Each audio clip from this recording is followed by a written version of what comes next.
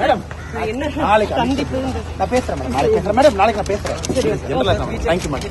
Thank you அண்ணா வலிவுண்ணா sir என்ன காரணம்? மகேஷ் அண்ணா எவ்வளவு ஸ்பீடா இருக்காரு. நான் பேசுறேன். நாளைக்கு பேசுறேன். வண்டி உள்ள ஒரு கால்ல பட்டக்கூடாது. பிரஸ் இருக்காங்க. வண்டி கொஞ்சம் பார்த்து. இன்று இரவு அமித்ஷா வருகிறார். இந்த அமித்ஷா வருகையில் அந்த எபி சென்டராக பார்க்கப்படுவது திரு குருமூர்த்தி, துக்ளக் ஆசிரியரும் ஆடிட்டருமான திரு குருமூர்த்தி அவர்களோடு திரு அமித்ஷா இன்னைக்கு சந்தித்து பேச போறார் அப்படிங்கிறது தான் தெரிந்திருக்கக்கூடிய ஒரு விஷயம். இந்த நிலையில் பாஜகவுடைய தற்போதைய மாநில தலைவர் திரு அண்ணாமலை திரு குருமூர்த்தி அவர்களோடு நீண்ட சந்திப்பை நடத்தி வருகிறார் அப்படிங்கிற செய்தியும் வருகிறது.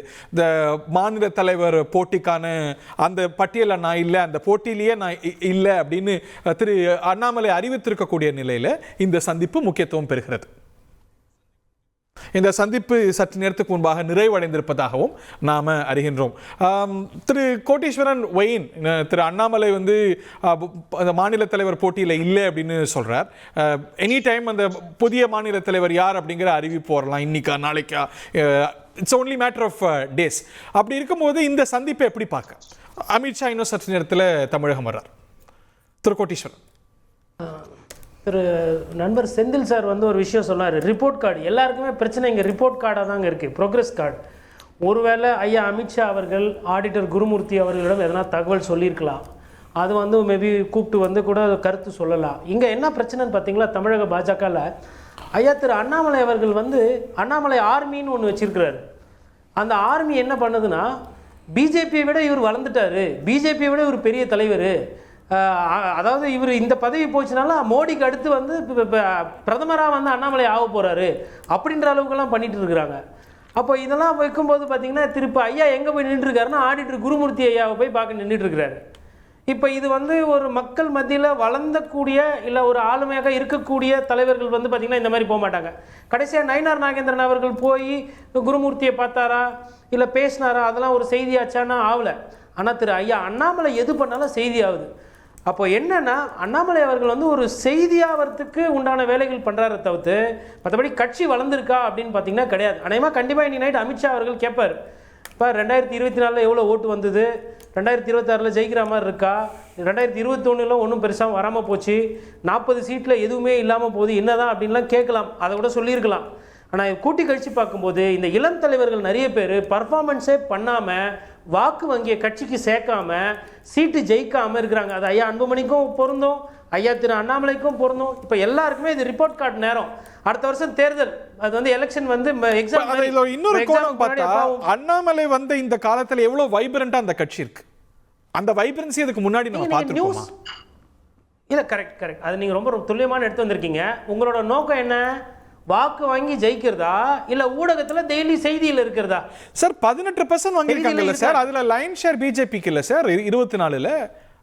சரி, ஓகே, கரெக்ட். அப்போ ஐயா ஓபிஎஸ் அவர்கள் வந்து பிஜேபிக்கு பிரச்சாரம் பண்ணாரு, ராமநாதபுரத்தில் பலாப்பழத்தில் ஓட்டு வாங்கினாரு, அப்புறம் ஏசி சண்முகம் ஓட்டு வாங்கினாரு, அதுக்கப்புறம் வந்து மற்ற கட்சி தலைவர்கள் கிருஷ்ணசாமி போன்றவர்கள்லாம் இருந்தாங்களே, அப்போ அவங்க ஓட்டெல்லாம் நான் எதில் போய் சேர்க்கறது?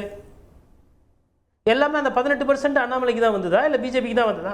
சரி, நீங்கள் வந்து தனியாக வந்து இந்த உள்ளாட்சி தேர்தலில் நின்னீங்களே, அப்போ ஏன் 18% வரல? சரி, 18% இருக்கிற ஒரு கட்சி தேர்தலில் கூட நிற்க மாட்டேன்றீங்களே. சரி, பாராளுமன்றத்தில் தேர்தலில் எவ்வளோ ஓட்டு வந்தது? 18%ங்க. இடைத்தேர்தல் அதிமுக நின்னுச்சா? விஜய் நின்னாரா? யார் நின்னா? அதிமுக இல்லை, அவங்களும் பண்ணது தப்பு தான். எல்லாருக்கும் இருந்த அதே பயம் பாஜகவுக்கும் இருக்குன்றதான் நான் சொல்கிறேன். புரியுதுங்களா? தைரியம் இல்லை, களத்தில் நிற்கல, மக்களை தானே சந்திக்க சொல்கிறாங்க தேர்தலில். அவங்க காசு கொடுக்குறாங்க, அவங்க தப்பாக நடந்துக்கிறாங்க. நீங்களாம் ரொம்ப புனிதர்கள் கட்சியா? நீங்களாம் செலவு பண்ணி பண்ணுறதே கிடையாது. உங்கள் கட்சியில் எல்லாருமே ரொம்ப நேர்மையாக பாருங்க. இன்றைக்கி மக்கள் பார்வையில் எப்படி தெரியுமா பார்க்குறாங்க தேர்தலையும் கட்சியையும்? நீங்கள் எல்லாமே எங்களோட பணத்தில் மேலே குறி வைத்து தான் நீங்கள் அரசியல் பண்ணுறீங்க, எங்களுக்கு நீங்கள் என்ன செய்வீங்கன்றதான் மக்களோட பார்வையாக இருக்குது. நான் பேசுறது நிதர்சனமான உண்மை. மக்களால் வரியோ கரண்ட் பில்லோ எதுவுமே கட்ட முடியல. அப்படி இருக்கும்போது அண்ணாமலை கிட்ட என்ன கொள்கை, விஜய் கிட்ட என்ன கொள்கை, அமித்ஷா கொள்கை என்ன, எடப்பாடியார் கொள்கை என்ன, ஸ்டாலின் என்ன கருத்து சொல்கிறாரெலாம் இல்லை. எனக்கு என்ன கிடைக்கும், என்னோட பாதுகாப்பு என்ன, என்னோட பாக்கெட்ல இருக்கிற பணத்தை அரசு கஜானா ஆகுதுன்னு சொல்லிட்டு நீங்க எவ்வளவு எடுப்பீங்க? சொன்ன சொல் காப்பாத்தி இதுதான் பாக்குறாங்க. மற்றபடி இது இந்த அமித்ஷா ஐயாவோட வருகை வந்து பாத்தீங்கன்னா ஒரு 2 நாள் பேசுபொருள் இருக்கும்.